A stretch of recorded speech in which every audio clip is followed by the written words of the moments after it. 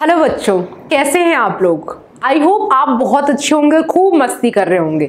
लेकिन मस्ती के साथ साथ हमारे लिए क्या जरूरी है, पढ़ाई करना। तो आज की इस क्लास में मैं आपके साथ डिस्कस करूंगी CUET UG पॉलिटिकल साइंस का सारा सिलेबस, कि कैसे आपका सिलेबस हम लोग आगे फॉलो करेंगे और जो यूजी में क्या क्या आपका सिलेबस दिया गया है वन बाय वन मैं आपको सारा बताऊंगी कि सारा जो पैटर्न है ना वो पूरा एनसीईआरटी बेस्ड ही है। तो आपको घबराने की कोई जरूरत नहीं है कि आपकी कोई चीज मिस हो जाएगी या आपको नहीं आती होगी। ठीक है, चलिए तो हमारा पहला टॉपिक क्या है, जो हमारी पहली किताब है politics in India since independence. ये पूरा जो हमारी बुक है सारा इंडिया के कॉन्टेक्स्ट में सारी बातें करेगी। ठीक है, सो हमारा फर्स्ट पॉइंट होगा the era of one party dominance. Basically इसमें हम क्या बात करेंगे कि पहले 3 जनरल इलेक्शंस में कैसे कांग्रेस का दबदबा था, तो उसी सारी थ्योरी को कि कैसे कैसे उसने चीजों को अचीव किया और ये हम इसको era of one party dominance क्यों बोलते हैं, ये सारी चीजें मैं इसमें डिस्कस करूंगी आपके साथ। नेक्स्ट हमारा सेकंड टॉपिक होगा nation building and it's problems, कि भैया आजादी मिली तो उसके बाद क्या क्या प्रॉब्लम्स थी हमारे सामने, क्या क्या चैलेंजेस थे, जैसे हमें एज अ डेमोक्रेसी खुद को प्रूव करके दिखाना था। दूसरा कि हमें जो नेशन बिल्डिंग होती है, जो अपने आप को कैसे आगे सरवाइव करना है, पार्टीशन से कैसे डील करना है, डेवलपमेंट कैसे करनी है, ये सारी इश्यूज जो है, रिफ्यूजी प्रॉब्लम जो हुई पार्टीशन के बाद, सारी हम इसमें डिस्कस करेंगे। नेक्स्ट थर्ड टॉपिक हमारा क्या होगा, पॉलिटिक्स ऑफ प्लैन्ड डेवलपमेंट। भैया आजादी मिल गई, पार्टीशन हो गया, चीजें आगे चल रही हैं धीरे धीरे, लेकिन डेवलपमेंट के बिना तो कुछ भी नहीं हो सकता ना। और अगर अनप्लान डेवलपमेंट करेंगे तो नुकसान ही नुकसान होगा। तो कॉन्सेप्ट ऑफ प्लान्ड डेवलपमेंट क्या था, जो हमारे 5 ईयर प्लान्स होते हैं वो क्या क्या थे, किसमें क्या क्या प्रोविजंस थे, उनकी इंपॉर्टेंस क्या थी, ये सारी चीजें फर्माइन सस्पेंशन ऑफ 5 ईयर प्लान्स, मतलब पूरा जो ग्रीन रेवोल्यूशन हुआ, हमारी सारी जो थियोरीज थी जो आप आज के टाइम में देखते भी न्यूज में काफी, वो सारा हम इस चैप्टर 3 में डिस्कस करेंगे। सो नेक्स्ट हमारा होगा इंडियाज एक्सटर्नल रिलेशंस। भैया अगर एज अ कंट्री हमें सरवाइव करना है, एज अ नेशन सरवाइव करना है बच्चों, तो ऐसा तो नहीं ना कि इंडिया खुद में रह रहा है, सारी चीजें इंपोर्ट भी अंदर कर ले रहा है, एक्सपोर्ट भी अंदर कर दे रहा है, तो ऐसे नहीं होता है। हमें सरवाइव करने के लिए क्या होता है, एक्सटर्नल रिलेशंस बनाने होते हैं। बेसिकली जो हमारी नेबरहुड कंट्रीज होती हैं या जो हमारी और कंट्रीज हैं दूर दराज वाली, उनके साथ भी हमें अपने रिलेशंस अच्छे बनाने पड़ते हैं। तो अगर हमें एक्सटर्नली चीजों को सॉल्व करना है तो उसके लिए हमें क्या चाहिए, हमें चाहिए फॉरेन पॉलिसी। तो जो जवाहरलाल नेहरू थे, उन्होंने जो फॉरेन पॉलिसी बनाई उसके क्या क्या फीचर्स थे, क्या क्या कंपोनेंट्स थे, वो मैं सारा आपको बताऊंगी। और जो चाइना इंडिया की वॉर हुई थी 1962 में, हम वो डिस्कस करेंगे। इंडो पाक वॉर को डिस्कस करेंगे आगे। इंडिया की न्यूक्लियर पॉलिसी क्या थी वो मैं आपको सारा इसमें बताऊंगी। नेक्स्ट हमारा होगा topic challenges to the restoration of Congress system. देखिए era of one party dominance ऐसा तो नहीं कि हमेशा रहेगा, वो कभी ना कभी उसका डिक्लाइन होगा। ठीक है, अगर वो डिक्लाइन होगा तो इसका मतलब कांग्रेस के लिए क्या आ रहा है, चैलेंजेस आ रहे हैं। तो कैसे उन्होंने कांग्रेस ने एज अ पार्टी खुद को रिस्टोर किया, जो कांग्रेस सिस्टम था उसको रिस्टोर किया, क्या क्या चीजें उसने फेस करी, देखिए हम सारा इसमें ही सारा डिस्कस करने वाले हैं। अगर मैं आपको पूरा डिटेल में बताने लगी तो बहुत ज्यादा लंबी क्लास हो जाएगी बच्चों। तो क्या करेंगे, हम पूरा सिलेबस जो होगा बेसिकली वन बाय वन जब हम क्लासेस में डिस्कस करेंगे तो आपको एकदम सारी चीजें टू द पॉइंट में बताऊंगी। नेक्स्ट हमारा क्या टॉपिक होगा, crisis of the constitutional order. क्या क्या क्राइसिस हमारे सामने थे कॉन्स्टिट्यूशनल ऑर्डर में, क्या क्या कमिटीज हमने बनाई उनसे डील करने के लिए, ब्यूरोक्रेसी के क्या चैलेंजेस थे, जुडिशरी के क्या चैलेंजेस थे। ठीक है, ये सारी चीजें हम आगे अपना डिस्कस करेंगे चैप्टर के टाइम पे, कि नवनिर्माण मूवमेंट क्या थी हमारी, कैसे फॉर्मेशंस हो रहे थे, आगे आगे ऑर्गेनाइजेशंस बन रही थी नई नई, और उनसे क्या क्या हमारे चैलेंजेस हो रहे थे। नेक्स्ट हमारा अगला टॉपिक जो रहेगा इसमें वो रहेगा रीजनल एस्पिरेशंस। नाम से ही आपको समझ आ रहा होगा कि कैसे रीजन वाइज जब एस्पिरेशंस जन्म लेती हैं तो उससे क्या होता है, कॉन्फ्लिक्ट्स क्रिएट होते हैं, उससे हमारे लिए चैलेंजेस क्रिएट होते हैं। तो इस चैप्टर में हम सारा वही डिस्कस करेंगे। राइज ऑफ रीजनल पार्टीज कैसे इमर्ज हुई, जो खालिस्तान वाली मूवमेंट हम पाकिस्तान के कॉन्टेक्स्ट में देखते हैं, हम इसकी बात करेंगे।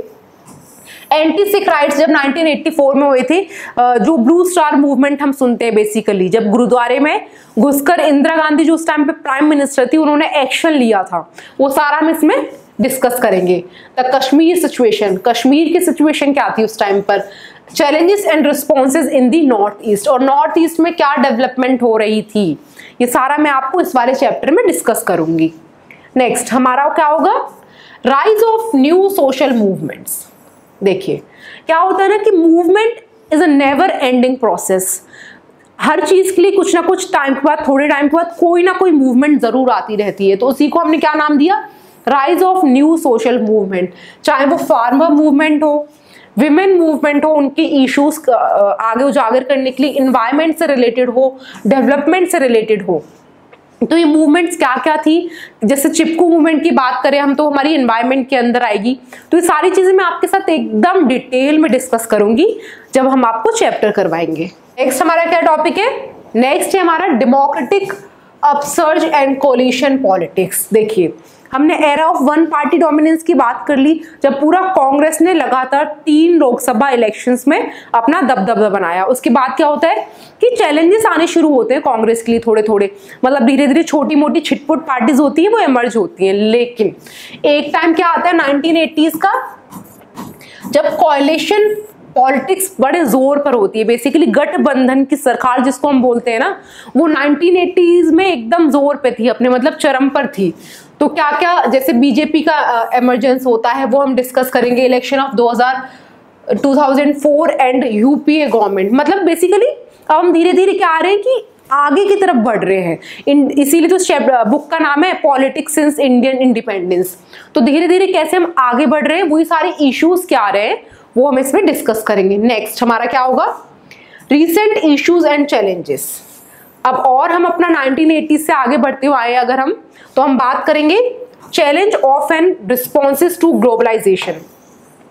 आपको पता 1991 में इंडिया ने भी एलपीजी रिफॉर्म्स लिए भाई, ठीक है। तो इसमें एल का मतलब क्या था, लिबरलाइजेशन, पी का मतलब था प्राइवेटाइजेशन, जी का मतलब था ग्लोबलाइजेशन। तो ग्लोबलाइजेशन से हमारे लिए क्या क्या चैलेंजेस थी, हमारी जो नई इकोनॉमिक पॉलिसी थी, न्यू इकोनॉमिक पॉलिसी ऑफ 1991, उसके क्या इम्पैक्ट थे, ठीक है। तो वो सारा मैं आपके साथ इसमें डिस्कस करूंगी।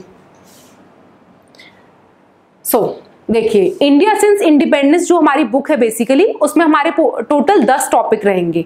और अब हम बात करेंगे अपनी किसकी, जो नेक्स्ट है हमारा नेक्स्ट बुक है कंटेम्प्रेरी वर्ल्ड पॉलिटिक्स।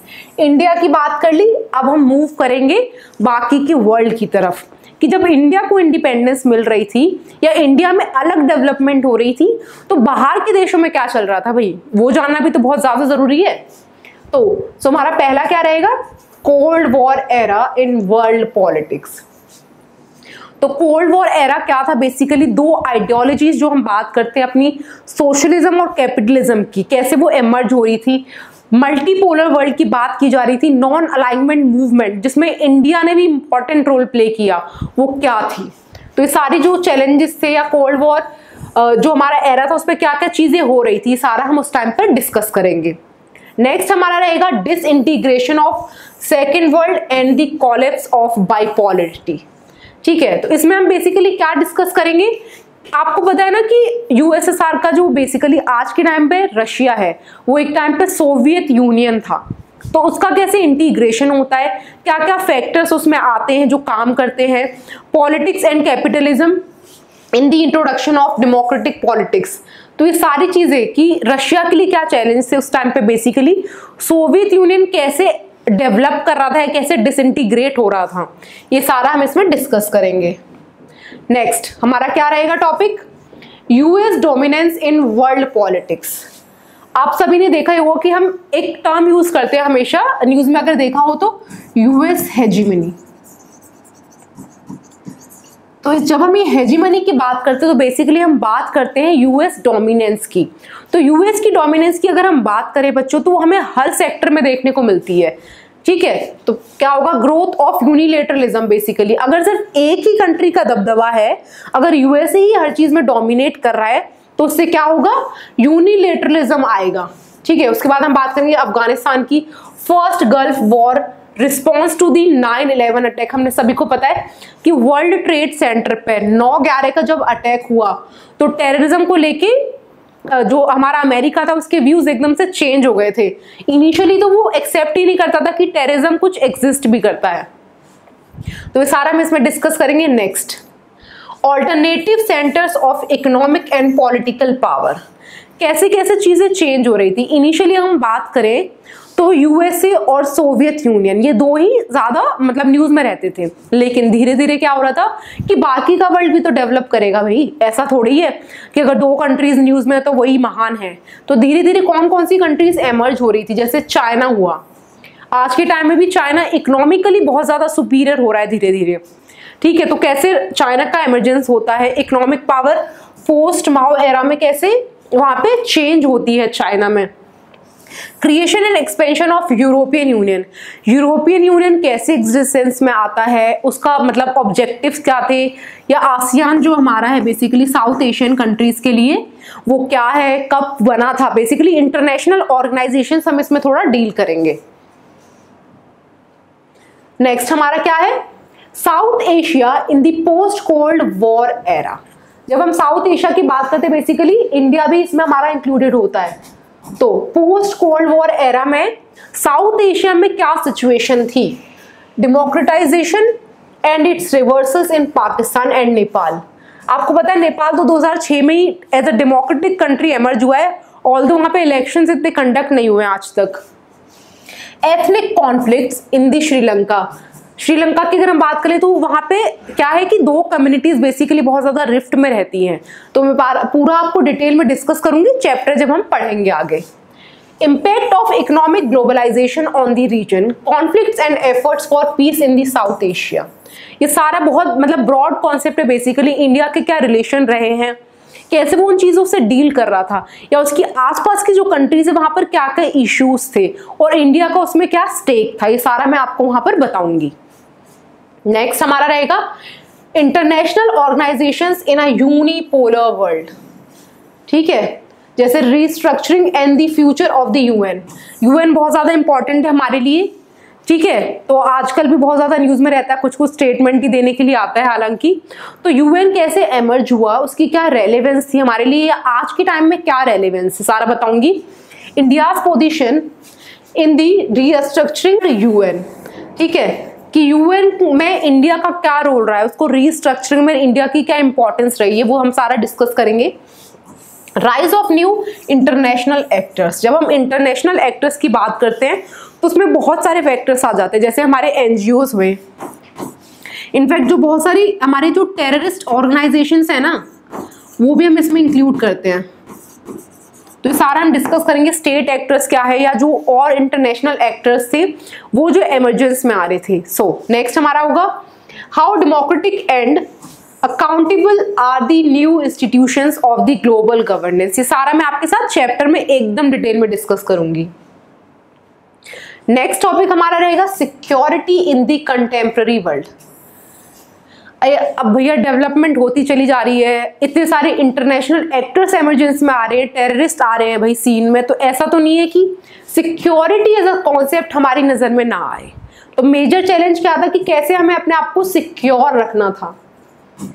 ठीक है, सो हमारे क्या क्या कंसर्न्स थे, traditional concerns of security and the politics of डिसआर्मामेंट। Basically हम बात करें जो जैसे आर्म्स वगैरह होती है ना, क्योंकि टेररिस्ट क्या करते हैं कि इलीगल तरीकों से जो वेपन्स होते हैं वो तो ले लेते हैं और उसको मिसयूज करते हैं, फिर कैसे स्टेट्स के अगेंस्ट।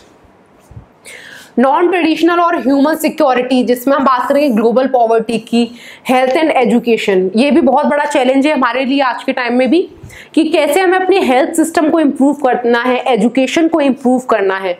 तो उस टाइम पर क्या डेवलपमेंट थी हमारे लिए, वो सारा हम इसमें डिस्कस करेंगे। ह्यूमन राइट कमीशन क्या है, या माइग्रेशन के क्या क्या चैलेंजेस हैं, ये सारा ये चैप्टर हम उसमें डिस्कस करेंगे। नेक्स्ट हमारा क्या रहेगा, environment and natural resources in global politics.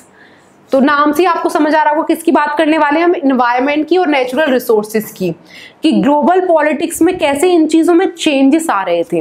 अगर हम इन्वायरमेंट की बात करें ग्लोबल पार्लेंस में, तो जैसे जैसे एमिशंस इंक्रीज हुए, मतलब डेवलपमेंट के नाम पे हमने कोल और इनका जो यूसेज है वो बढ़ा दिया, तो उससे क्या हुआ, एमिशंस इंक्रीज हुए, ग्लोबल वार्मिंग उससे होने लगी। तो ये सारे चैलेंजेस क्या थे, कॉमन प्रॉपर्टी क्या थी, रिसोर्सेज बेसिकली, कॉन्फ्लिक्ट क्या था इन चीज़ों को लेके, जो इंडिजीनियस पीपल होते हैं बेसिकली उनके राइट्स क्या थे या उनके चैलेंजेस क्या है, वो भी हम डिस्कस करेंगे। और इंडिया का क्या स्टैंड था इन सारे इश्यूज पर, जो डिबेट चल रही थी ना नॉर्थ और साउथ की। जब हम नॉर्थ की बात करते हैं बच्चों बेसिकली, तो हम डेवलप्ड कंट्रीज की बात करते हैं, और साउथ की बात कर रहे हैं तो जो अभी डेवलपिंग फेज में है। तो वो डिबेट क्या था हम पूरा डिस्कस करेंगे। नेक्स्ट है हमारा ग्लोबलाइजेशन एंड इट्स क्रिटिक्स। जैसा मैंने बताया कि इंडिया ने भी 1991 में एलपीजी रिफॉर्म्स जब लेकर आए, तो उसमें एक टर्म हमारा क्या था, जी फॉर ग्लोबलाइजेशन। तो ग्लोबलाइजेशन बेसिकली होता क्या है, मतलब जब हमारे ट्रेड रिलेशंस या कल्चरल रिलेशंस हम इंक्रीज करने लगते हैं विद द आउटर वर्ल्ड, तो वही ग्लोबलाइजेशन होता है। तो उसका इकोनॉमिक, कल्चरल, पॉलिटिकल मैनिफेस्टेशंस क्या थे, बेसिकली इम्पैक्ट क्या क्या पड़ा उस चीज का, और debates on the nature of consequences of globalization. कुछ कुछ नेगेटिव कॉन्सिक्वेंसेज भी तो होंगे ना बच्चों, अगर किसी चीज का पॉजिटिव है तो डेफिनेटली नेगेटिव जरूर होगा।